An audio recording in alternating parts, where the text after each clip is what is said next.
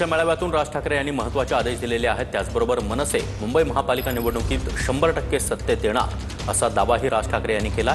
युतीचं काय करायचं ते माझ्यावर सोडा असं देखील राज ठाकरे म्हणाले। मराठीचा मुद्दा घेऊन घराघरात पोहोचा असे आदेश देखील राज ठाकरे यांनी आपल्या पदाधिकारी आणि कार्यकर्त्यांना दिले।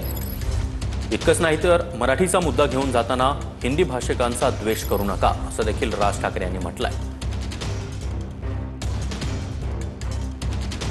तर राज ठाकरे यांचा दावा काय आहे? युतीचं काय करायचं ते माझ्यावर सोडा असं राज ठाकरे यांनी म्हटलेलं आहे। 20 वर्षांनंतर आम्ही भाऊ एकत्र येऊ शकतो तर तुम्ही एकाच पक्षात का भांडता? हे दावे संपवा आणि कामाला लागा असे आदेश राज ठाकरे यांनी दिले।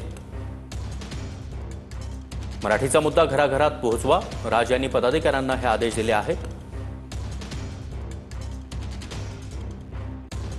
तर मराठीचा मुद्दा पोहोचवताना हिंदी भाषिकांचा द्वेष करू नका असं देखील राज ठाकरे यांनी म्हटलंय। ठाकरेंच्या शिवसेनेसोबतच्या युतीवर योग्य वेळी बोलेन असं देखील राज ठाकरे यांनी पुन्हा एकदा म्हटलंय।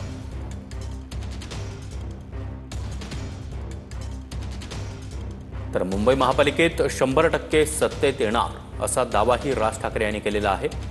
मनसे अध्यक्ष राज ठाकरे यांनी आजच्या मेळाव्यातून अनेक महत्त्वाची वक्तव्ये केलेली आहेत।